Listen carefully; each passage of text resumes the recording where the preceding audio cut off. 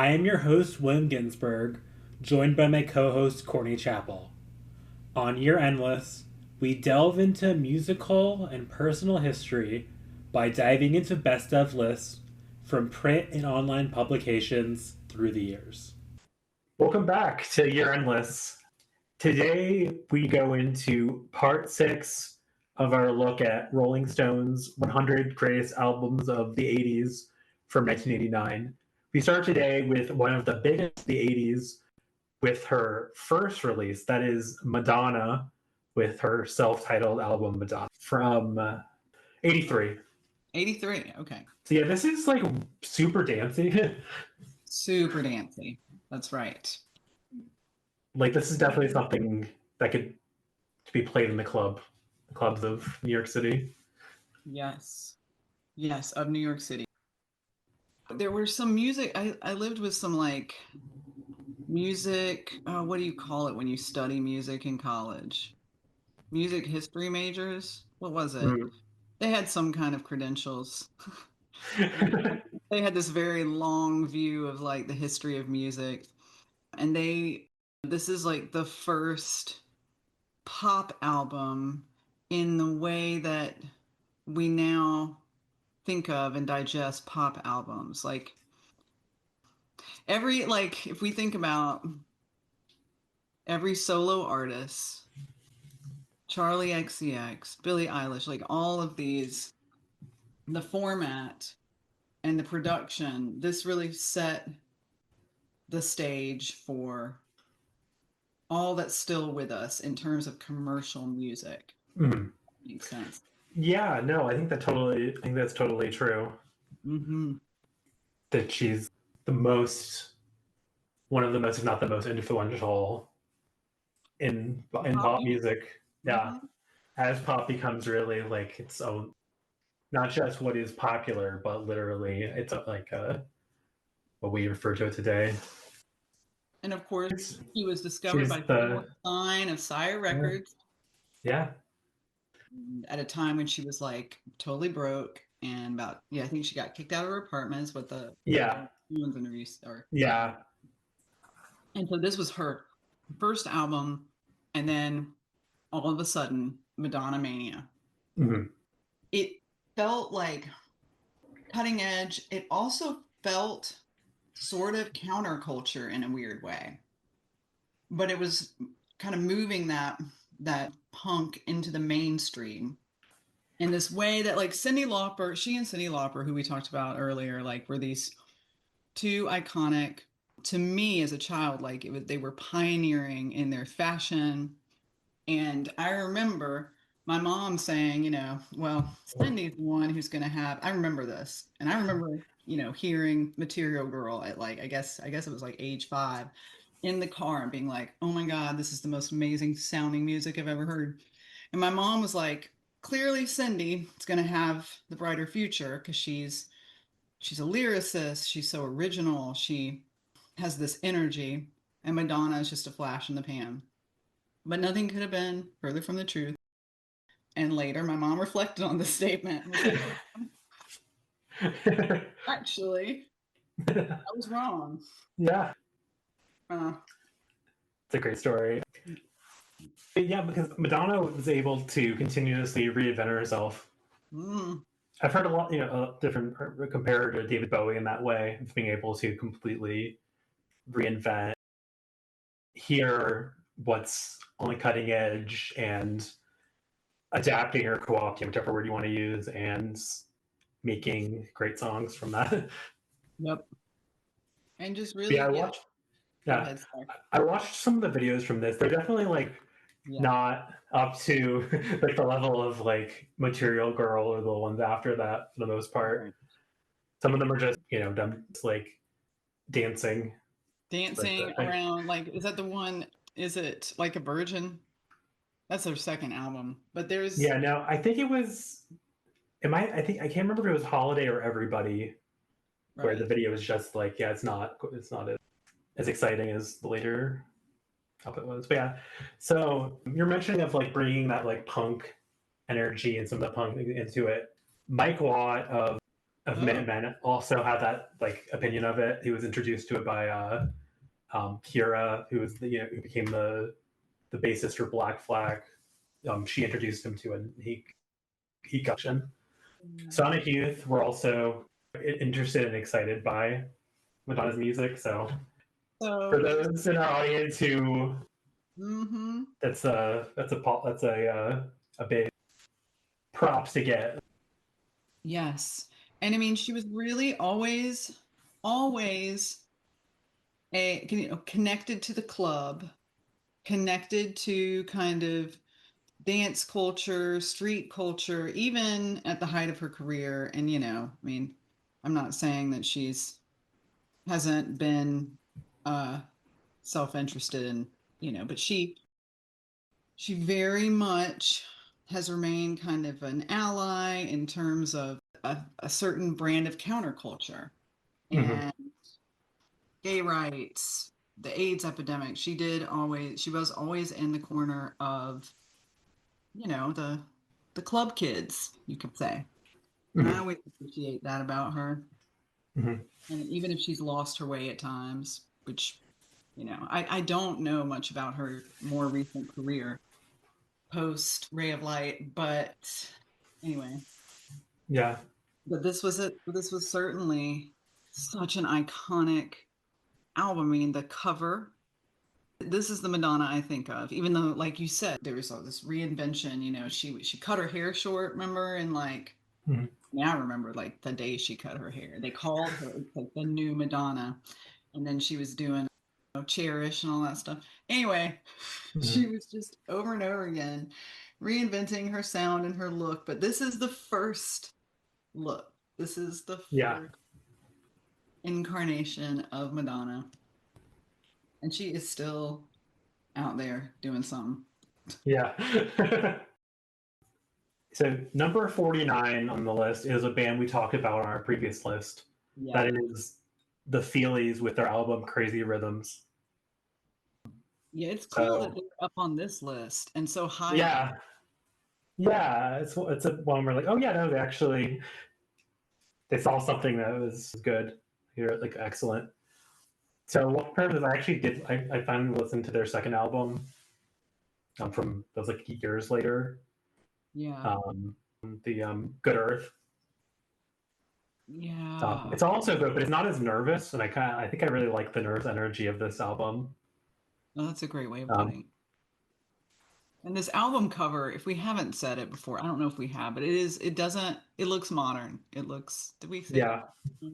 Sure. I mean, we talked about how it inspired the Weezer cover art with like the blue background and then like the band, like all the members of the band, just like the horn glasses and everything. Yeah. I'm like, and then also, I mean, the fact that like they look very uncool. Yes, right. But in kind of like a cool way, Yeah. And I really appreciated this little write-up. There were things I didn't know about it, like, I don't know, playing like them covering the Stooges, and then there being kind of like the sound they were after is kind of a reaction against the punk scene, and that they were a little older than a lot of the punks, which I did not know. Yeah, that is. I didn't know that either. I mean, it's definitely post-punk in that way, as I think the reaction to the sounds around it. Yeah. And we referenced last time, but there's very influenced by the Velvet Underground. Right. Very much so. Yeah. Yeah, it's not on this album. It's on the Good Life. There's actually a song that both sounded like the Velvet Underground, but it also, like, the chords reminded me of a song by a more recent band.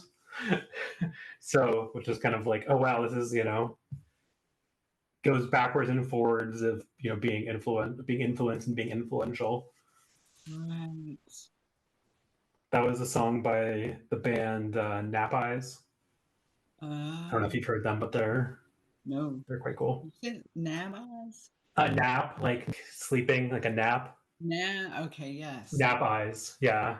It's not a great band name, but it's a good band. Well, interesting. They toured with Carsey Headrest like years ago. Oh, okay. Yeah, like 2018 or 2017. Yeah. Anyway. Another thing I learned from this little article is that I guess Fire is his name, but that one of the members is in the Lounge or joined the Lounge Lizards at a certain point. I've heard the name, but I don't actually remember what they sound like. Yeah, I really like the Lounge Lizards a lot. It's really, really beautiful and sweeping. I don't like a lot of, I guess, I don't know how to even describe it. I mean, it's a post-punk band, but there's something that sounds almost like, there's something kind of like grand and really powerful about the music, even though I think it is supposed to be kind of a lo-fi post-punk outfit in a way. I like it. You get a chance. Yeah. Okay, give it a listen. Yeah. So I don't know. Is there any other things to say about this amazing album that we? I don't think so, because I think we also mentioned last time that I think Peter Buck played a solo on one of this. Right. Yeah, he was all over the place. He was just hanging out and playing with everybody. Yeah. Oh yeah, I didn't realize that for a time it was only available on German import. It's crazy that it was that like hard to get for a time. We're going to be talking about the next band probably a lot, and some of the other ones on this. Yeah. Number 48 is a band that we will have a lot to talk about with. Yes. That is all right. So I always say I mean I know it's a pun on XT, or it's like XTC, ecstasy, but I always say it individually as XTC, which me too. XTC, so that just so no one thinks you're talking about ecstasy, Yeah, with their album Skylarking. Yes. Which is yes. I mean, this is, if you don't know this album, then you were not born in the 1900s. Or because this was, people love this album. Do you? I love this album. Yeah. Yes. I don't love it, and that's terrible. And I say that secretly, and I never tell people. I don't like it. I don't like it. I think it sounds dumb, but that's terrible because everyone that I respect likes it, and I can't figure out. So I'm just going to pretend I didn't say that, and I'm going to talk about it like I like it. Okay. Wait. So okay. Yeah, we'll cut it out. No. Oh, I mean, I know that. Leave it in. I mean, yeah, I know. I mean, I know a music critic otherwise like respect doesn't like the band. So who doesn't? Tom Brand from Stereo Gum. He doesn't like this. He likes a couple of the songs, but in general, he doesn't like them. What does he say about him? Well, I'll send you. I'll try to get you one of the articles so you can. Okay, because I feel like I'm the only person in the world, so that's interesting. Yeah. Also, because I don't want to diss this band. I hate that I don't get it. But but let's leave all this in, and let's also proceed in giving this band its dues, paying their dues, because they are amazing. So yeah, I was wondering, because I actually was wondering if because some of the stuff I love about this, I thought I was like, this is some stuff that Courtney might not like. I'm not sure. But yeah, one thing that was kind of wild is that because I mean, this is a band that started in the 70s. Yeah. Started in on the edges of the punk scene, but they're never quite punk. They're definitely one of the first like post-punk bands. So while preparing this, I really dug into their earlier music that I hadn't really listened to, like the first two albums, which are way more post-punk, or way more like in like the public image kind of area of post-punk compared to over time to help more. I mean, literally like kind of pastoral music. Yeah. Because I mean, I knew this is the first album I got into, but I did get into like Drums and Wires, which has some of their best songs, and then English Settlement, which has one of my least favorite songs of all time. I love almost all their on English Settlement. They have a song called "Melt the Guns," which I think I've told you about this before, but not on air. I hate that song so much. Really? Yeah. It just so I mean, imagine how much I dislike it. Just imagine how much you not like it. I would, yeah, totally. Yeah, I mean, so Andy Partridge. Yep. Yeah, Colin Moulding, the two main songwriters for the band. Yeah. And from like a smaller city in the south of England, Swindon, which like became more important in the 18th century because of like the railroad. Okay. But yeah, I mean, they were all from there. Yeah. So one of the things that I think one of the reasons, I mean, for as many people who love them, there's also a lot of people who maybe don't know about them, partly because they stopped touring in the 80s. Like they stopped touring in like the early 80s, like after like I think kind of being run ragged by Virgin Records of like, okay, all right, gotta go tour, okay, gotta go record your album in like 3 weeks and go back on tour. Right. To beat the sounds. It seems like they might have been at like kind of like to break through to be even bigger if they had if Andy had been able to keep doing that, but not at the risk of dying. They always looked. I mean, this could be said of any number of musicians, but there was something sickly and fragile about the way they looked, and I always felt like I know this sounds weird, but I would see like the video for Dear God like later. Yeah. Wasn't it made like way after the song? Anyway, they just seemed like they wouldn't make it on a tour. I don't know. Yeah, I don't. It's kind of a strange observation. I don't. Yeah, I mean, for as much as I love the band, I didn't know about all of the albums because like there's a couple that were like less known, Mummer and The Big Express, that I was like straight up had not heard about before. So I guess that's a side of someone, or probably from someone who got into the band many decades later, that I was like, I straight up did not know about them. Maybe also, so ended up being that late, they came up with this sort of idea to make a like 60s psychedelic band, sort of like a pastiche of 60s psychedelia, and like it ended up like outselling the ecstasy. So like they were actually it sounds like a joke, doesn't it? Like, oh yeah, we got outsold by ourselves, like with our joke band. Yes. But I mean, there were people like who really preferred that to their main music, which is just kind of, I listened to it, some of it's like pretty good. I don't think you would like it, but I got a little bit get it, but also I'm like, knowing that Skylarking exists and is so like just like so the melodies, the music, the lyrics, production by Todd Rundgren, getting into arguments with Andy about like just like little things. I was doing some extra research. I found like the book that was like a musician fan, because like there's a lot of musicians who are fans of this band. Because like there were parts in the book because he interviewed him about different songs, and like they're really funny, really interesting, but also the parts where like, I have no idea what they're like. It's like too in depth, like too.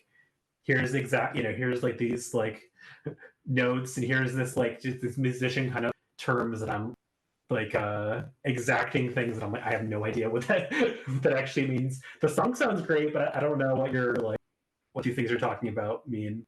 Right.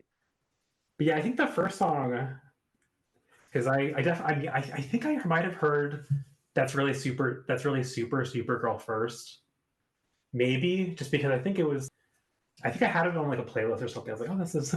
And you liked it? I think, yeah. I mean, that's the most 80s of the ones on that album for sure. like with the sound of the drums and stuff. And as like a nerd or like someone who likes comic books, I was like, oh, this is the references are funny and like the thing to it is like a funny song. But then, so I mean, I have this album's currently in my CD player. Listen to it, like I can listen to it. So I mean, I did listen to it a couple of years and I got back into it. And I was like just listening to it like a ton again. Just I love like the sentiment. Like I love the lyrics. I love yeah. like God rules. You know, it's so interesting. Yeah. It's so like controversial when in the 90s, like we would play it, like, you know, my friends be like, that's right, like God is real, you know, and like, and it's what's weird too is that it was left off the album initially. Yes. Maybe because it was too much. Is that what they said in the Rolling Stone? It was like just a little too much, guys, because it's very. I mean, on the label side, like maybe this is like too controversial. Like this might be like you in trouble in America. Yes. And then like, and Andy was like unsure about the song or whether like he succeeded in what he was aiming for. So like he was okay with removing it. So yeah, here's some. It wasn't the fear that some listener wouldn't like the song. I didn't care about that. But I thought that perhaps I really hadn't done the subject justice, so my already low confidence in the song was further shaken. But yeah, who was the person? Who was the one who sang the? But then it was like put on the B side, and then that ended up getting like a ton of play. So they ended up having to put it back on the album. Because in America, we were like, this rules. What God isn't listening? You know, we really identified with it. And so in later pressings, they added it because it was what helped them break into America. And it's a song because it's not powerful. It's very sort of, I mean, there's a child singing in the beginning, and it's you know, it's major chord, a little bit of a minor melody, but it's not, this is not heavy metal, and yet it felt very rebellious to listen to. Yeah, definitely. And it's so true. It's true. And that's what I mean. I really respect them. Yeah. But my ears don't like it. Oh yeah, he actually I thought I had failed to perceive the largest subject in man's mind, which is man's belief of what the truth is. How the hell do you condense that into 4 minutes? And yet he did. He did a pretty good job of it, yeah. A really good job. And who's the little kid singing in it? I don't know if you did any of that. Yeah, it's because actually, unlike because the video shows it as like a boy, but it was actually a girl singing it. Oh, interesting. I always thought it was a boy from the video. Yeah. And his voice is so great singing. Yeah. Let's see. It is. Wait, why isn't it? There we go. Yeah, younger named Jasmine Vailette, who was part of a musical family that played bars and things in the Woodstock area. So, yeah, I mean, something kind of psychedelic about them. Like there is something sort of. Yeah, I mean, they're definitely. I mean, it's way more upfront on their Dukes of Stratosphere side project, but yeah, it definitely is an influence in there. Like they opened for the Police at one point. That's another that was like too old. I wonder. Yeah, they toured with Talking Heads, at least on a that makes sense. Yeah. Yeah. But yeah, it's about cycles. It's about the cycle of seasons or of like a life. And I mean, there's songs about like relationships of like sort of like some of them like kind of just like physical relationships and also like marriage and like trying to like earn enough money for your family. Yeah, it's real. I mean, still relevant to this day. Yeah. More relevant than ever. Yeah. They're not one of the like post-punk bands that were like came from money, you know? Right. Yes. Like it's pretty common that was the case, but this is not one of those bands. That's right. I mean, I really love one of the songs I love from this is "Dying." It reminds me of my someone in my family who passed away. Oh, Just the sort of suddenly passing away. So it's really touching to me for that. yeah.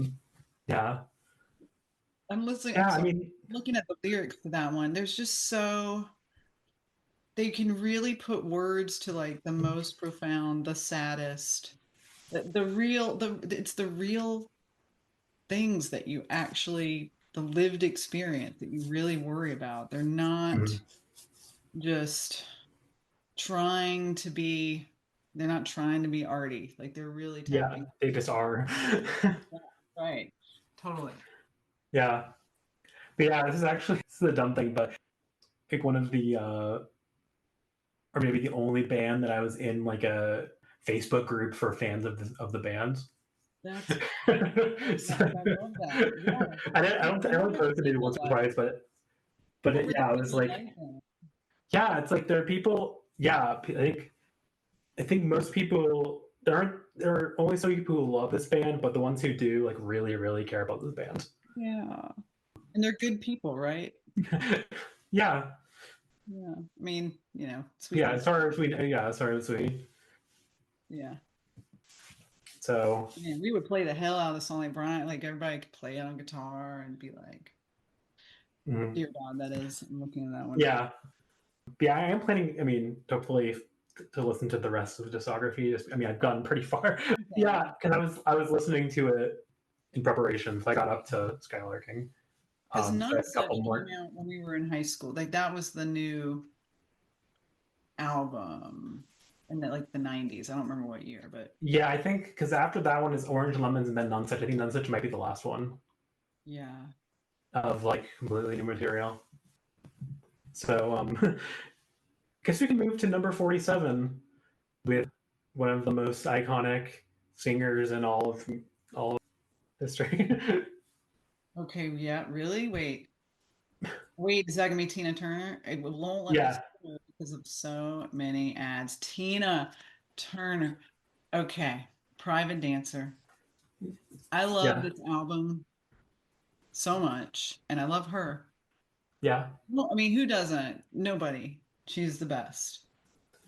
She is a survivor. She she survived her mean husband and what's his name? Who killed Her somebody, that record producer who like Phil Spector. thank you. And this was her first solo album. No, but it was the one that I mean I think she had released a couple before then, but Okay. that weren't really selling. This was her first big solo album that broke the mainstream and it really broke the mainstream. I mean, we all like Private Dancer, What's Love Got to Do with It was on every radio, right? Yeah, I mean, how old were you when this came out? I don't know. not born yet. Right. Okay, so whatever. But let me tell you, that when it came out, it was like that hurt that the video was on MTV 24/7.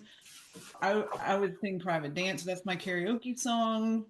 I love it's like a beautiful the production is so incredible. Her voice is so unique and deep and dark, and she conveys so much again of the human spirit.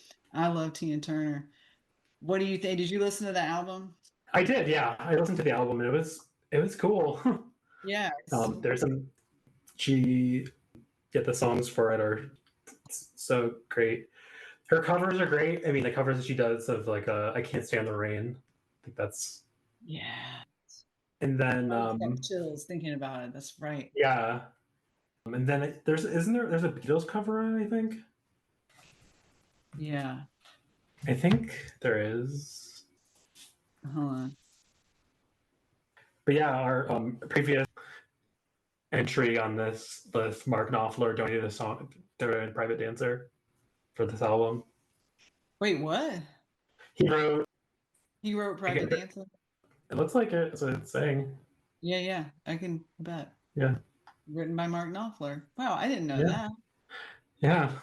That's Jeff Beck doing the solo. Oh, wow. I love Better Be Good to Me. That's my isn't that the opening track? Because okay, I haven't listened to it since like the 80s. But I know my cousin had it. Let's see. Oh, I might have been Queen is the first one. Okay, Better Be Good to Me is the last. That's my favorite one. Oh yeah, no, she covers. Bowie. Yeah, and yeah, she covers "Help," the Beatles song on it as well. Okay. And "Let's Stay Together." But yeah, I mean, I might have mentioned. I think I mentioned this when we talked about a little bit about "Proud Mary" last week. We mentioned it in relation to Creedence. Oh, right. And that "Proud Mary," the Tina Turner version, was like one of like the big songs in my family. That like for one of my grandfather's birthdays, we all sang it for him. We like learned the lyrics and like sang it for him. That's so cool. So we like kept practicing and practicing. So I've heard that song probably as much as any, like as far as like in my youth, as much as any other song is. Yeah. It's like that song and "Young at Heart" by Frank Sinatra. Yes. So it's like still remember most of the lyrics of that song as well. That's funny. But yeah, I watched this like dark. I watched this like months ago. I watched this like kind of like cheap documentary about Tina Turner. That was pretty. It was really fascinating. Was it good? I mean, as a documentary, it wasn't that great, but as like it told her story, I think, well enough. So it's like informative, but not necessarily like that good as a documentary. But her life is incredible. Yeah, and then I mean, living in like Europe, she's like became like a Swiss citizen. I didn't know that. Yeah. Oh. Well, where's she from again? Where's she from? It was Brownsville, Tennessee.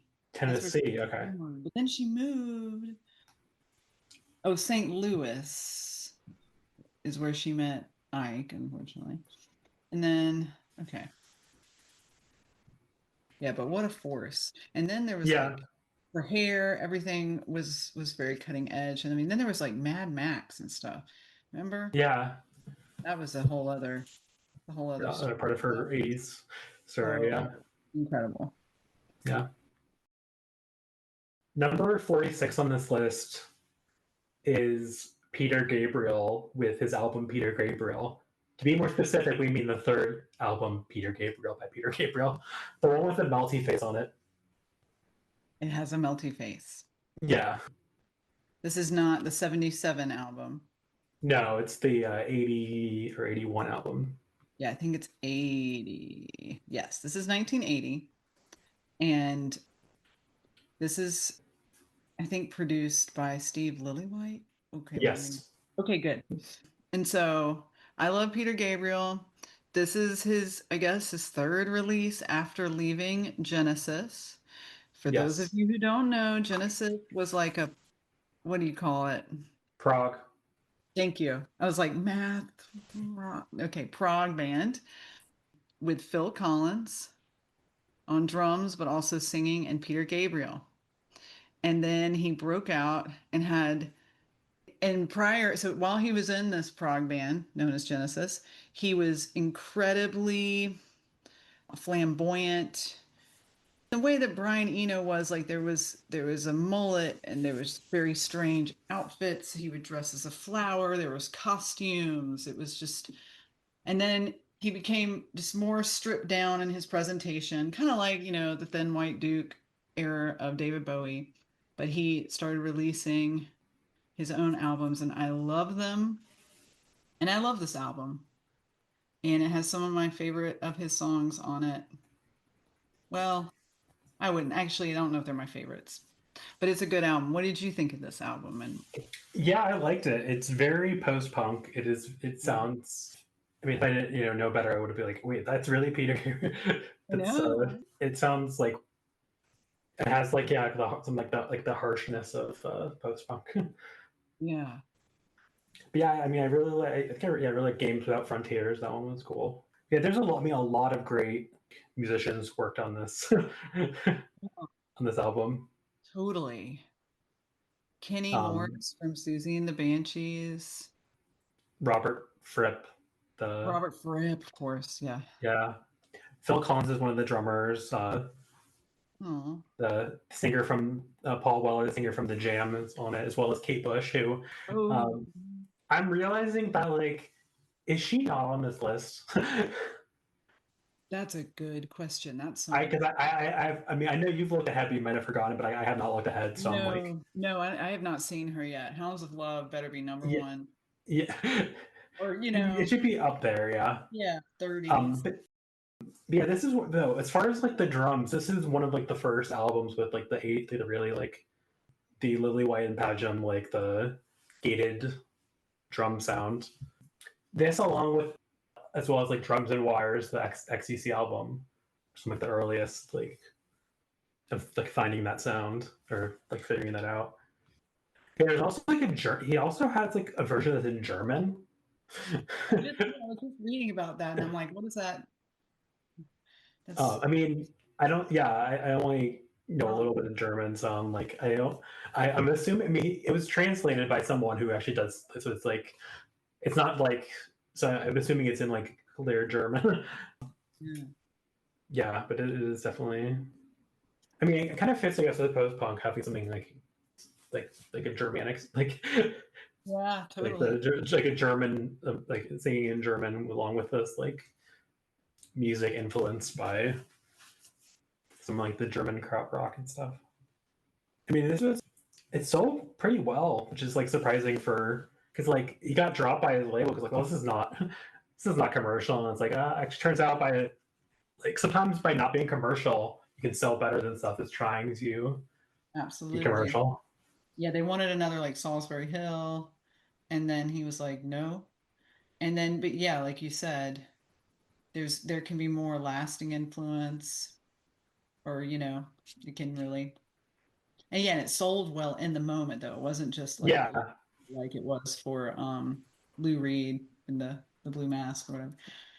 Yeah, I know. Yeah. I was surprised too. I kind of didn't think it did that well because are like the hits that are on it. I don't know. Yeah, it doesn't have like Shock the Monkey.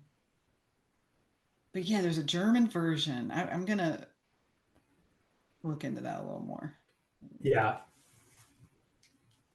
Okay. Yeah, because I found because it is available. So if you want to listen to it, it is on YouTube Music. Okay. But yeah, so number 45 on this list is possibly the best album of the 80s and one of the best albums of all time. I'm like, I don't know if there's 44 better albums in general than in the world up to now than Sonic Youth's album Daydream Nation. Yes. From 1988. So on our previous series, it was very, very high up as one of the best indie albums of all time. Yes. And but when you compare it to all music, it's only 40. Yeah, I mean, even like for 1988, it was also. I mean, it was in the top. Like even on Rolling Stone, they had it really, really high. So at least in that case, they finally got it. But yeah, I mean, since we last spoke about them on the podcast, I had finished the Kim Gordon memoir, and I read the Thurston Moore memoir, which we've talked about off air a couple times. I told the story of his life. I made it really interesting, and just like the story of how this all came, like how came infatuated with music and with dissonant and loud music from an early age. And I mean, the story of, because it's quite long, so it's kind of like it takes a really long. Longer than Kim's. I think so. I was using different e-readers. I think it is longer, and I mean, and hers, like it sort of starts like at the end before it goes back to the beginning. You know, it starts with like the end of Sonic Youth and the end of their marriage, and then it goes back to her childhood. It also jumps around more, while like Thurston Moore's Sonic life really is chronological.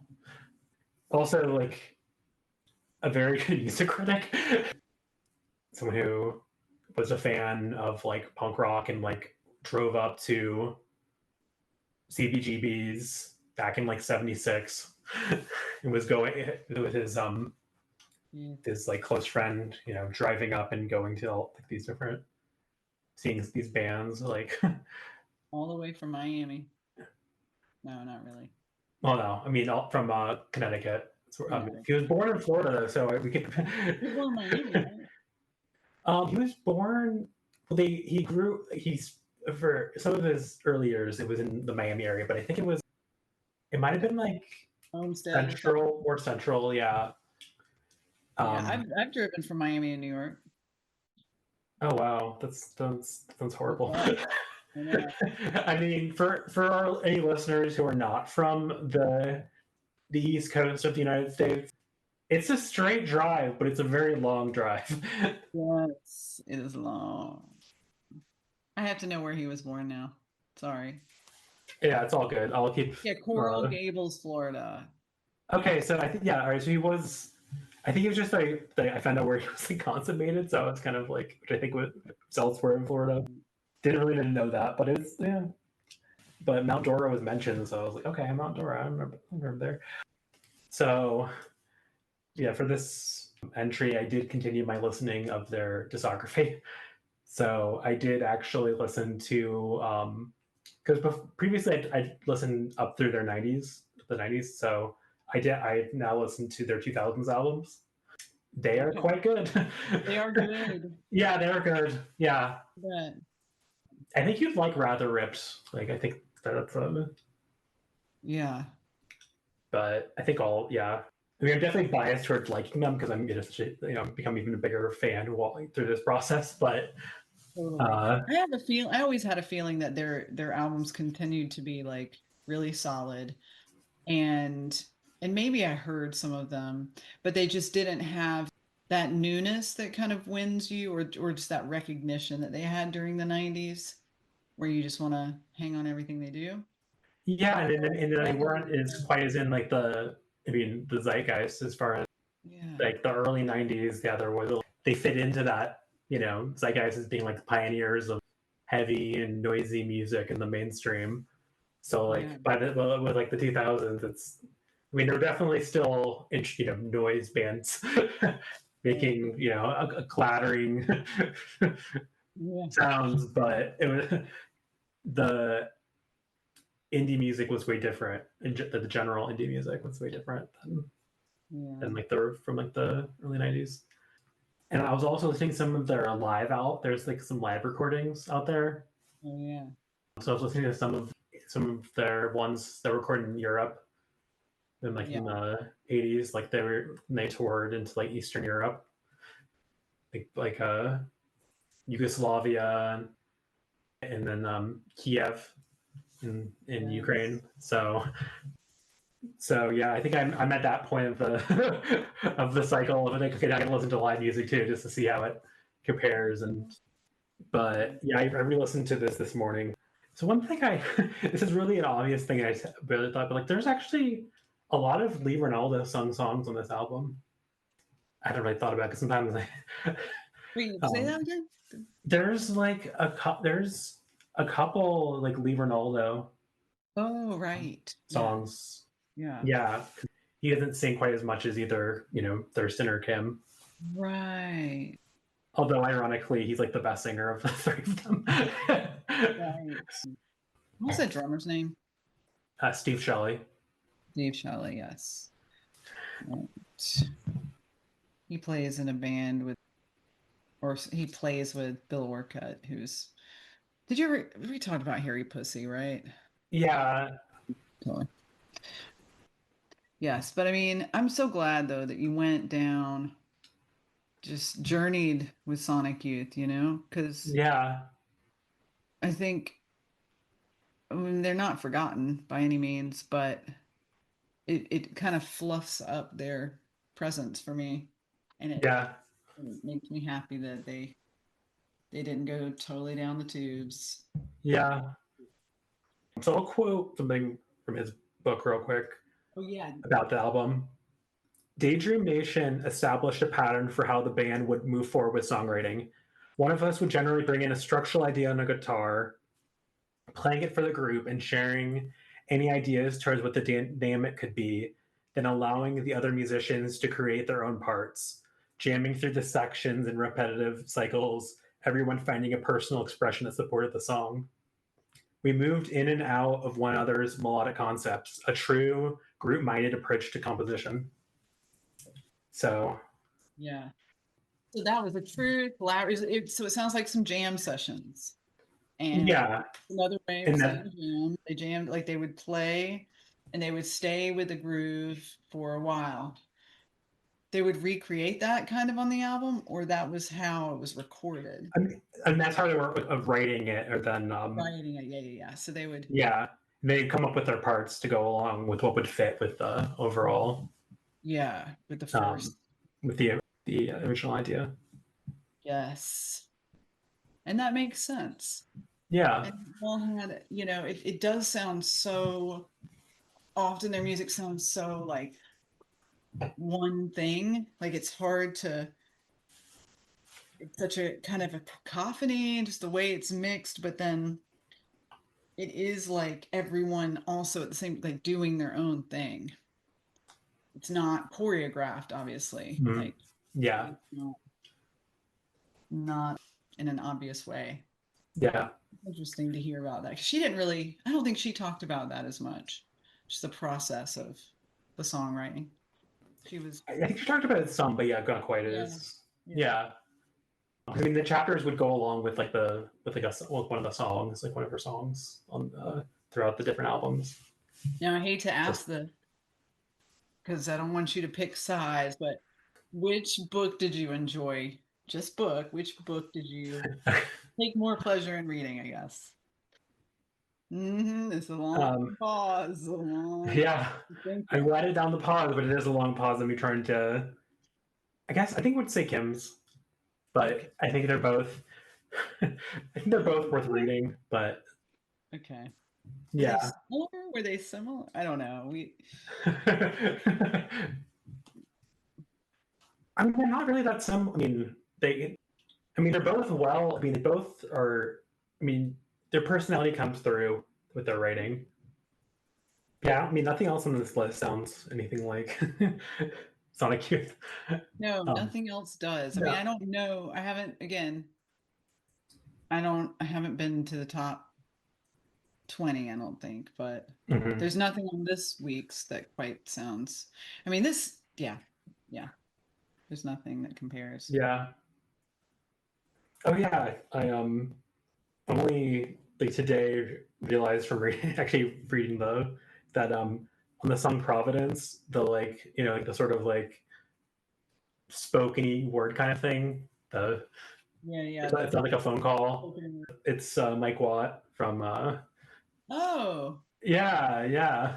I didn't know that. Did we? Yeah, I didn't know that. Talk about that. Okay. Yeah, I didn't know that until I was like, wait a sec. I was looking on on this here, but also on the Wikipedia page. I was like, who is it? Because it's not any because it sounded so much like it was recorded from a call that I was like, is it actually somebody's dad or something? Somebody's dad. Mike Watts does sound like somebody's dad. When he's young, I think. Yeah. He's everybody's dad. He's the dad of punk rock in America. Yeah. Grandpa. Yeah, and this is their last indie album before they signed to a major. That major label and sold out, but not continued. Yeah, continued to make thoughtful music. Yes. Goose, so great. Such a great one. But it's not as arty, I get. And I mean, and Dirty is good. I think all of them are good, but yeah. Just like let's go through like so yeah, confusion and sex is good, and just like just go through all of them. Yeah. Okay. I hate to Yeah. move on from it to the next album because this is the one I'm going to have the least to say about. Yeah. So number 44 on this list is not the best work of the artist that were. It's not their best work, but it is probably the best album that he released in the 80s, which is That's true. not his like best decade. No. That is Bob Dylan with his album Oh Mercy. Yes. Yeah. I mean, so I was actually, it is better than I thought it was going to be because I thought it was going to be like completely unlistenable. Yeah. Okay. So it is, it rises above the level of that. So, and some of like the background music, like some of like the backing music is actually like pretty good. Right. So it's that New Orleans rhythm section. Yeah, and producer Daniel Leno. How do you say his last name? Lenoir. Lenoir. Okay, maybe. Yeah, I don't actually. But he worked with U2 and Peter Gabriel, and those are two of my favorite produced bands. So he must be good. I don't even know. Yeah, continue to work with other. Yes. Artists over the years. Again, there's members previous on this list, Neville Brothers. Backing him up. Now this is a very talky. This is one of Dylan's talkier albums. Yeah, I guess you could say that. I mean, he always is kind of. He's a fan of the talking blues. Exactly. Like there's always a bit of talk, or that's his sing style. Yeah, tell me more because I didn't listen to it. There's always one. So I mean, I don't know how much other to say that. I have not listened to his other 80s albums because I've heard they're not worth listening to. And there's a period where he was like really Christian. That's right, the Christian albums. I've listened to some. Yeah. And then in the 90s he kind of gets it back together as far as like the sort of that period where they started being like artists with their like contemplating their growing old albums. So I guess I could say more about like Bob Dylan, one of the most influential singers from the 60s, his 60s and 70s work on like the idea of rock and like that like and like I guess you could to be kind of that like pop can be art, that like folk can be like this can be worthy of respect and of like worth. There are people who dig into every word of every lyric that he's ever like as if it's the Bible, just like looking through every line for every like bit of meaning. Yes. And like sometimes he there were where he really went in of like trying to make it not mean like try to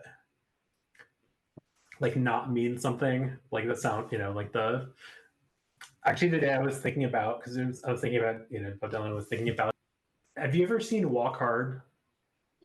That sounds really. It's like a spoof of parody of like music biopics. Okay. It is one of the funniest movies. Really? Yeah. I don't think of Dewey Cox. He like basically is like he takes on the things different of like Johnny Cash and Ray Charles. He has like a section where he's like, oh, this looks Bob funny. Dylan. Oh, that's yeah, of like the so there's like a parody of thing of the kind of like Blonde on Blonde or whatever, where it's like kind of like the really surrealistic.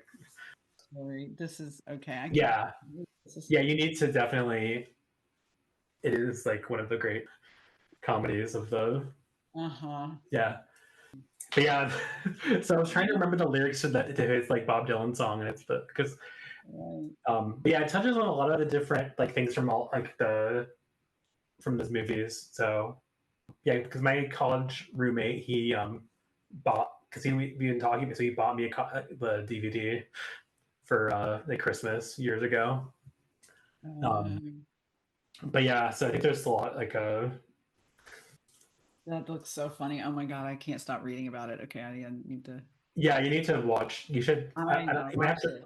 You might have to. I don't know if it's 2007. streaming. I mean, you might have to rent it or something, but it's probably only gonna be a couple bucks. It's definitely. I give it my.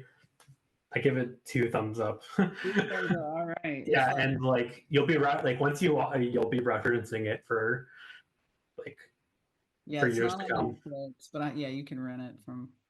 Yeah, from Great. blank places like for redacted. It's probably on like Apple or something for rent. Oh yeah, yeah. You know, after Severance ended, we just kind of let Apple. Okay. We let it go.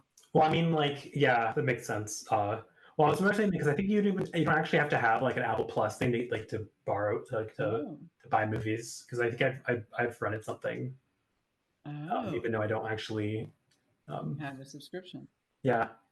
Oh right, okay. Yeah. So I'm looking at the album cover. It's no. I was looking at it too, and I was like, well, what is this? How does this relate? I mean, it's recorded in New Orleans. Yeah.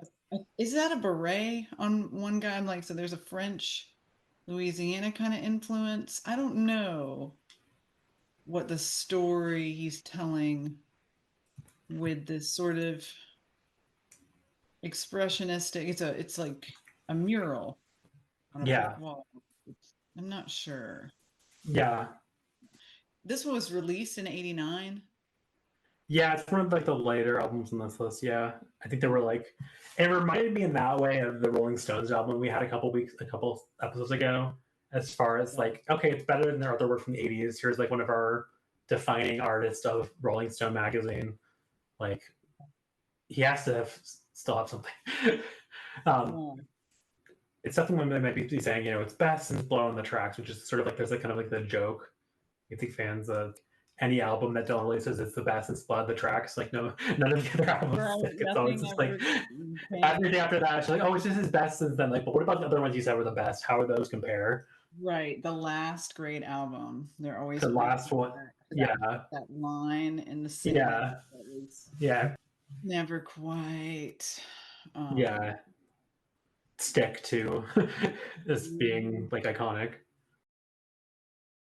But yeah, number 43 on this list, on the other hand, is an iconic album. Yeah. From an iconic artist, one of the iconic artists. Yeah. It is Bruce Springsteen. And it's his greatest album, in my Nebraska. opinion. It's Nebraska. Yeah, I mean, I agree. Yeah. Right? Okay. Yeah. So we're both fans of that. Yeah. This may be one of my favorite albums ever. This album was so unlike any other album in 1982. Okay? Yeah. This is the 80s.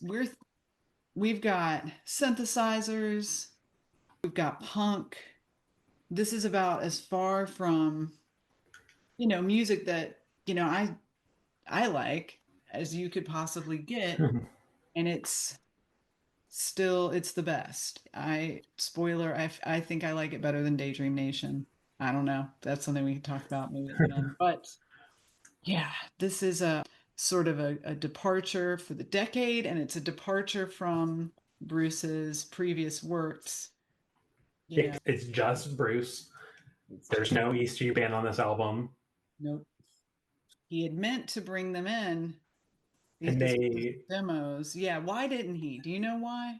He decided that it sounded better just with him, just on the cassette recordings. That was a great decision.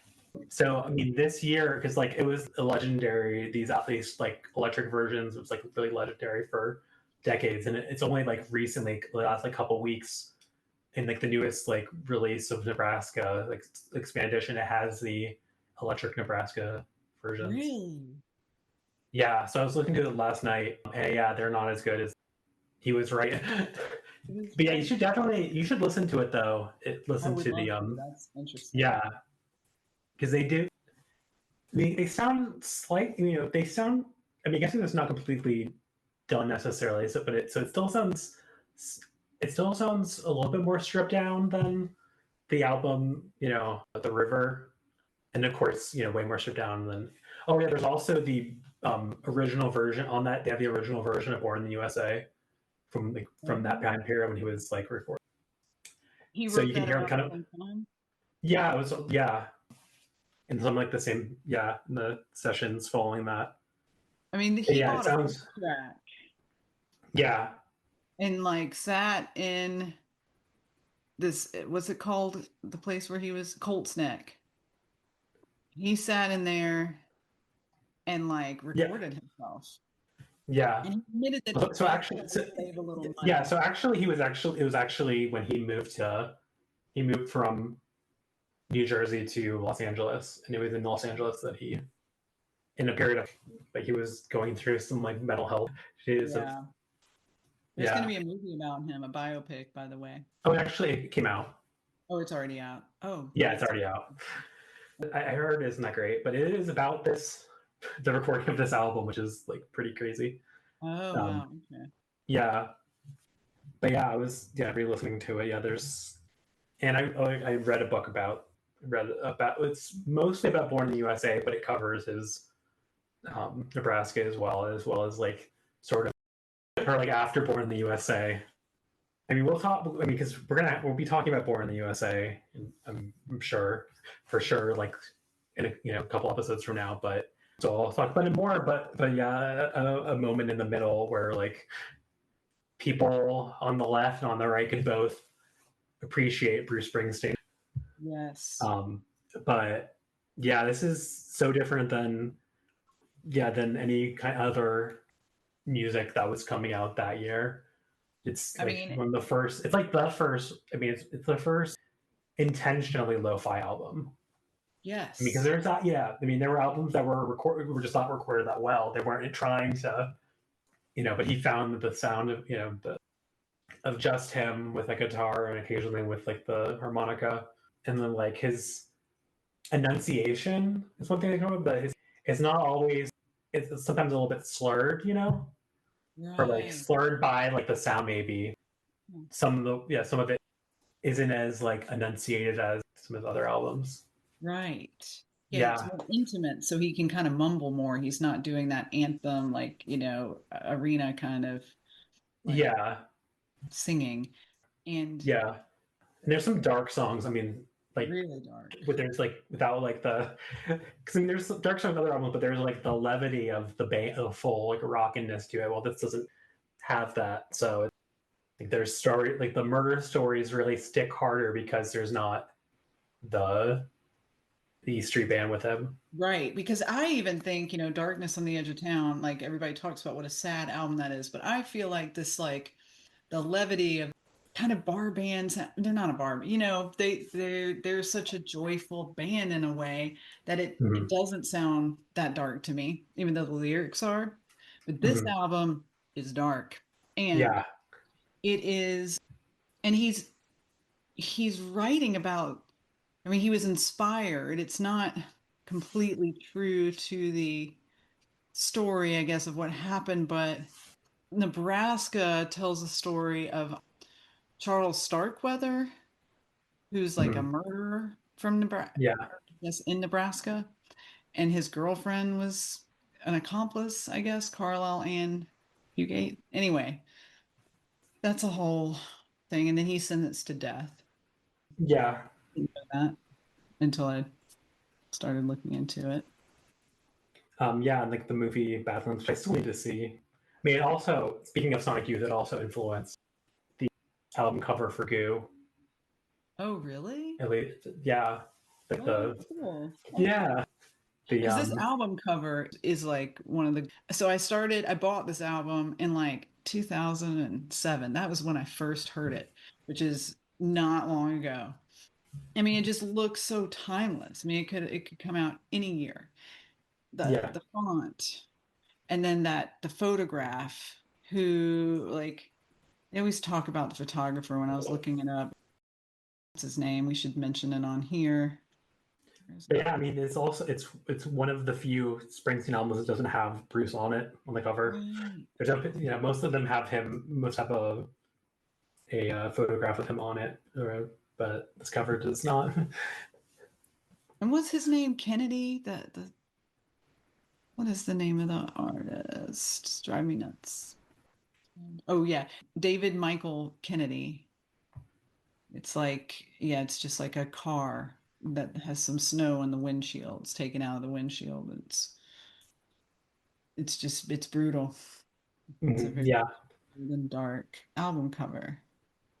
I wonder how the E Street Band felt. That's something I haven't read about, like how they felt, because they were excited by the songs. Were they sad?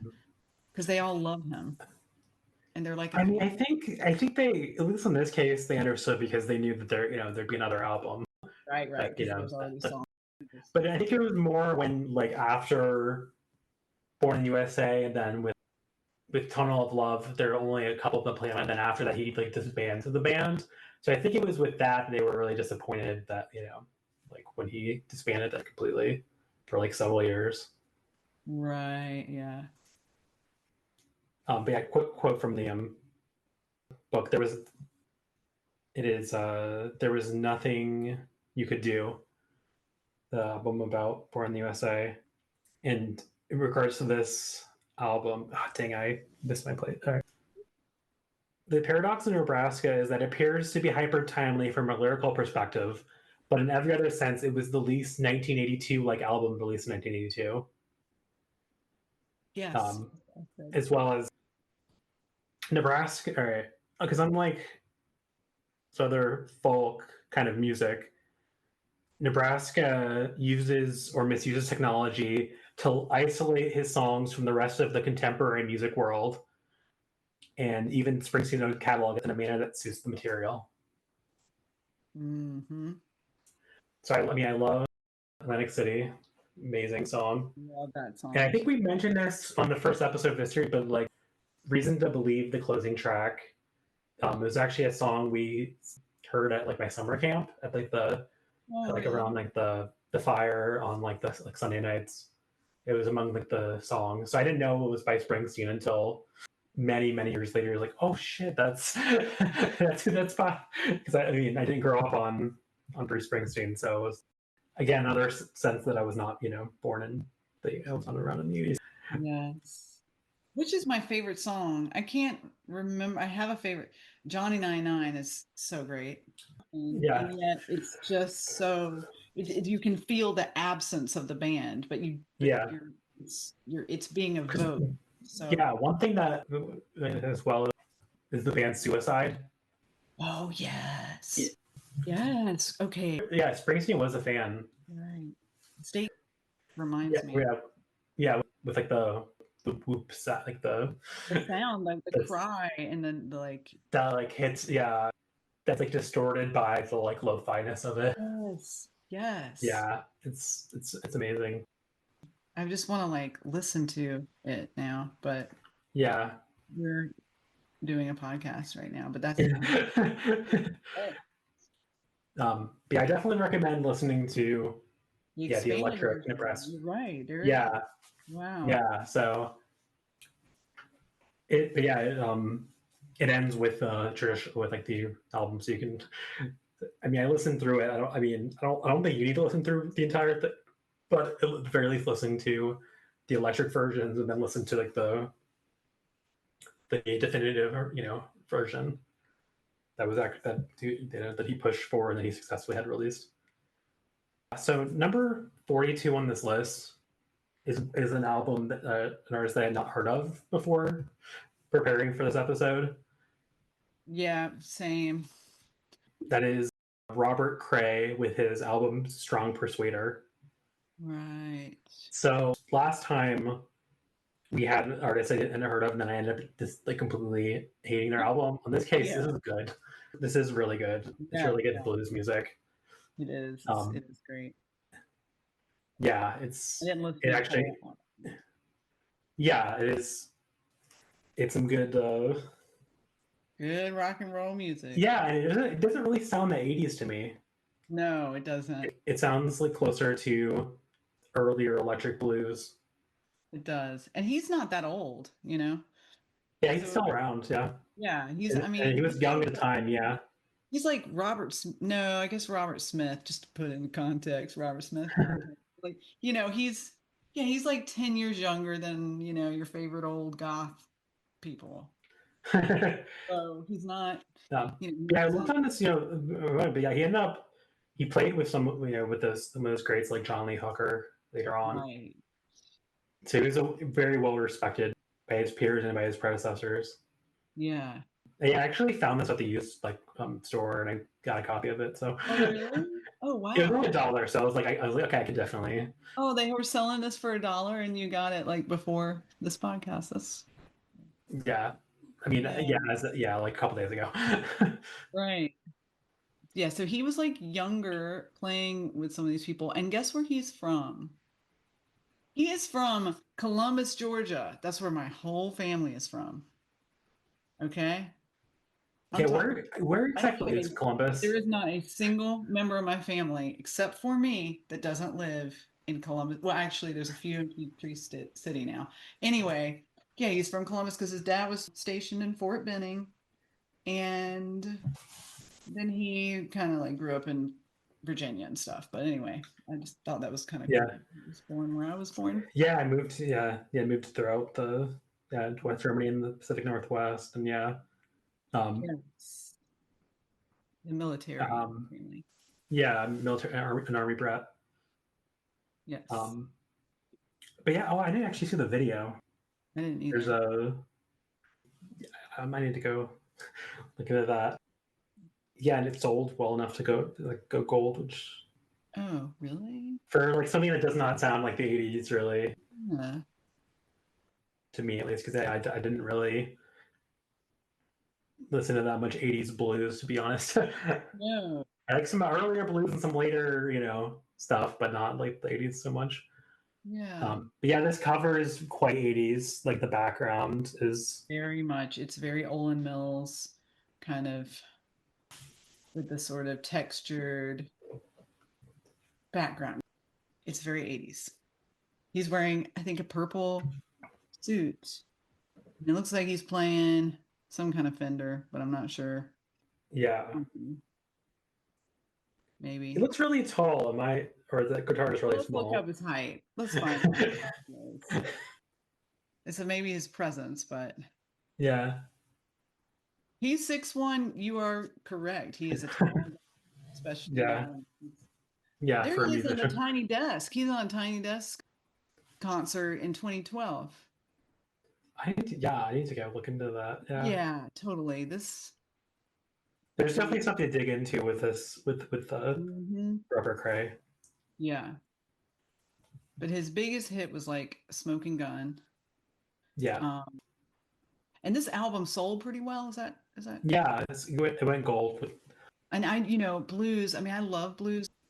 I actually, for a minute, I did like a blues show on that pirate station in Asheville. I always felt like I was focused on really, really old stuff, and there's limited numbers of, like, there's just a lot of the music is hard to get and find. But anyway, I never listen to him, so I don't. Yeah. And I just don't feel like that's a world I haven't like looked into in a long time. But I really appreciate it, and this was good. It wasn't overproduced or hokey. Yeah, it definitely was. It was not hokey. Yeah, so our final album for today is from the Athens, Georgia band. Indeed. REM, with their album Document. Yes. From, is it 87? I believe it's 86. But let's look now, because I should know that. I should just know that. 87. Okay, never mind. So yeah, 87. Yeah. I feel dumb for until not now realizing that there's like number 5 album on like the upper left corner. Right. Yes. I didn't realize. I was like, oh yeah, it's actually their 5th album, and they said it's. And they somehow have that like documented on the cover. Yeah. And, Yeah. my favorite song by them is on this album, and that's The One I Love. And I think I've already talked about how meaningful that song is to me. I mean, we have talked about this album, haven't we? No, we talked about their first album. First Talked album. about Okay. Murmur. I always end up talking about this one. Maybe I just talk about it in general, and so I feel like we've done a podcast on it because this is the first album I ever got by them, and it was like, I mean, it was always in the headphones, 24/7. I remember walking around. It's funny because Adam Scott from the podcast Are You Talking REM Remy?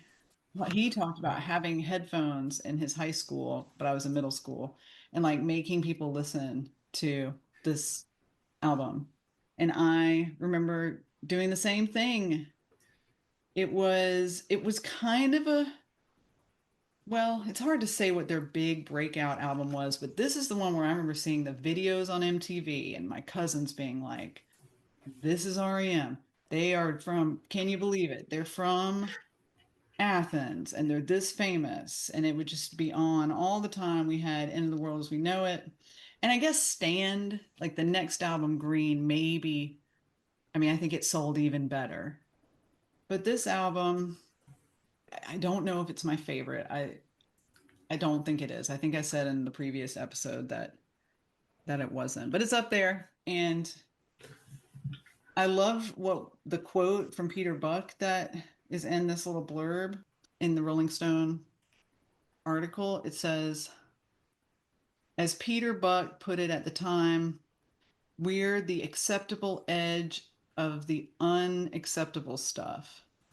So it was like, this album is not, it's not offensive. It's not difficult in the way that like Sonic Youth is, but it's definitely strange and sort of primal and kind of unlike anything else. It's something a little mundane about REM, as people have pointed out over the years. Do you know what I mean by that? I'm not entirely sure I do. I mean, like they're not like, they weren't trying to like act like big rock stars or anything, and they were seemed like normal people who because of like the quality of their music became like big stars. Right. And they weren't, it was hard to categorize them at the time in a way. I mean, we had post-punk and but they were not electronic in any sense of the word. There's something kind of folky about them, like and simple. And yet they were definitely not mainstream. Some I mean, at the time it might have been called like college rock. And that's what they called it. Yeah. I mean, eventually they became sort of like, in hindsight, one of the first like alternative rock bands. Yeah, because they're not exactly post-punk either. It's something. Yeah, I mean, they're a little bit post-punk, but it's still it's not quite. I mean, they do cover. I'd forgotten that they covered Wire on this album. Wait, I forgot that too. Which one? Yes, Strange. Oh, right. Yeah. That's right. I always think of it as an REM song. I kind of forget that it's not. Mm-hmm. Did you know the Wire version first or this one? I think so. Yeah. Because I got into Wire in like maybe like senior year of high school. Okay. You were such a cool. I mean, some of the stuff was cool, but I won't say all of it was. I mean, in hindsight, some of the music I was into, I'm like, oh. Really? Like, okay, wait, like what? I mean, I think some of the like radio rock that I was into, but like was like pretty bad. Okay. But that's more like, maybe I can say that's like 9th or 10th grade more so, but but then like something like, I used to listen to like 3 Days Grace, which is they were like a hard rock band. I think they're still around. It's weird. Like I find out that these like kind of bands that I moved past are still like big deals and that kind of. Yeah. Yes, they're I still like see around. what you Like, mean. Without having listened to them, I can just see from the font, yeah, that this may be, yeah, you know, not something you like now. But yeah. I mean, occasionally, I haven't had it in a while, but sometimes I will like get in the mood to listen to like music I don't really like anymore, but it's like like a nostalgia buzz or something, right. or like connect, or like I'm not in the mood for anything good. I mean, now I have like I have not I have required listening, so I don't really have I don't have time to occasionally be like I need to listen to. I'm driving between South Carolina and North Carolina. I need to listen to something really Right. like something lame from the 2000s. Well, in late 2000s.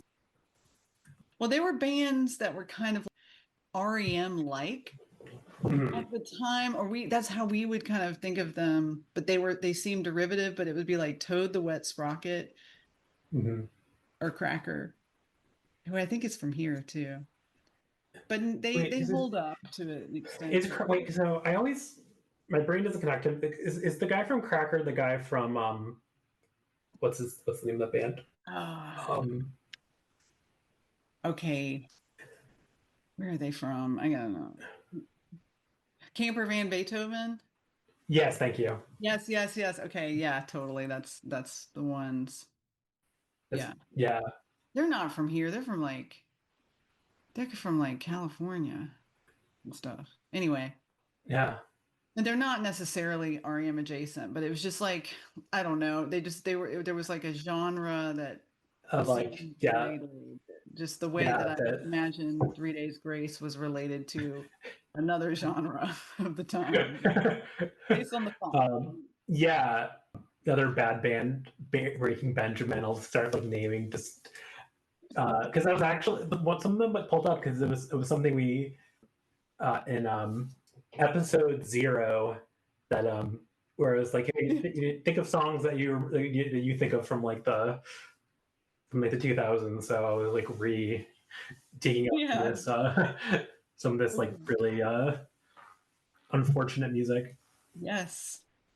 Episode 0. But yeah, so we've gone on quite a tangent here to say that this album. I mean, I feel that I could talk about it for like a long time, but I also have the sense that I've already said it. So I'm having trouble. Let me see. There's I mean, the End of the World, is one of like the greatest songs ever. And I kind of, for me, like Life's Rich Pageant, I feel like is really well produced. That one's the one from 86. This one, I think they also stripped down a little more. Like it's a little more raw and unproduced. It strikes me, but I don't know if that's just me. It is kind of following the vein of their previous album, Life's Rich Pageant, and more of a harder rock sound. So that might just be my ear playing tricks on me. How do you feel about Fables of the Reconstruction? Fables of the Reconstruction is not the strongest to me. It just, and I think they consider it too, much more pared down and less successful. The sound was just, I think they were trying to go for like a real folky kind of like Pink Moon, sound, and it just was lackluster in the end. And so they got it together with my other album. Why are they so long? With Life's Rich Pageant. Yeah, good luck. Since we're all right, so random. Have you ever heard the like Weird Al parody of Stand?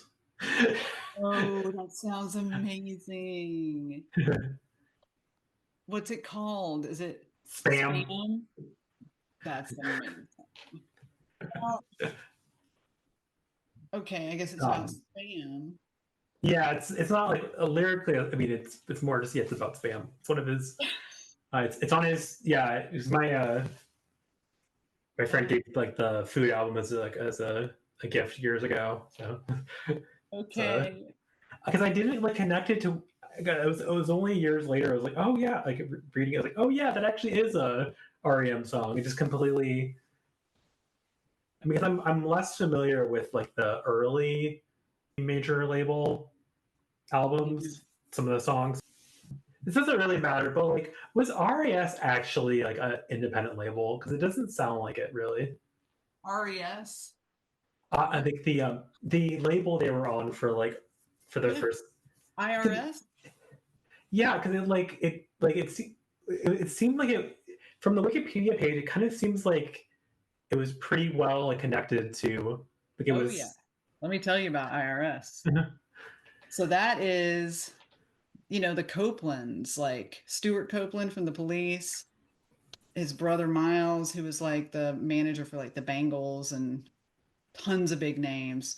And so IRS and so it was kind of like connected, I think, to like Capricorn Records and maybe Macon's Georgia. So it's Miles Copeland. And it was a pretty big label, but I do think it kind of posed as like a lesser known label. Yeah. Louis were on there, of course. Yeah. Posers, kind of. So I was looking on the page on that, and there was mention of this MTV program, The Cutting Edge, that was connected to RAS. That was sort of like ended up being kind of the precursor to 120 Minutes. Right. Because I'd first heard of it because of Daniel Johnson performed on, like, they did like a show and like they did like a taping in Austin that he performed on it. It does have a pretty like alternative roster. Yeah. We got like the the Damned and the English Beat and the Fall. Yeah. So it's like the indie side. Yeah, it's like the indie except like the like edge of the majors. Yeah, and definitely has everything that Stuart Copeland has ever, even like his fake band, because it's his brother. So yeah. The Police, all that stuff. Yeah. So yeah, I guess I'm assuming we're going to be talking about REM again. I think so too. I'm going to save some thoughts for, and I'll be doing some more listening for. Yeah. So Concrete Blonde is on IRS. Anyway. So all right. we're going to talk about them again. So, to close out. Yes. Go ahead. Yeah. So. Oh yeah, we got to talk about our favorite, least favorite. Oh yeah, I was going to say it's also a political album, but like we'll say it's political. But yeah, no. So our favorite. I mean, this is one of the hardest for me so far. This is the best one between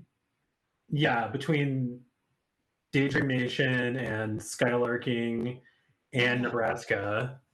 Really? What's it gonna be?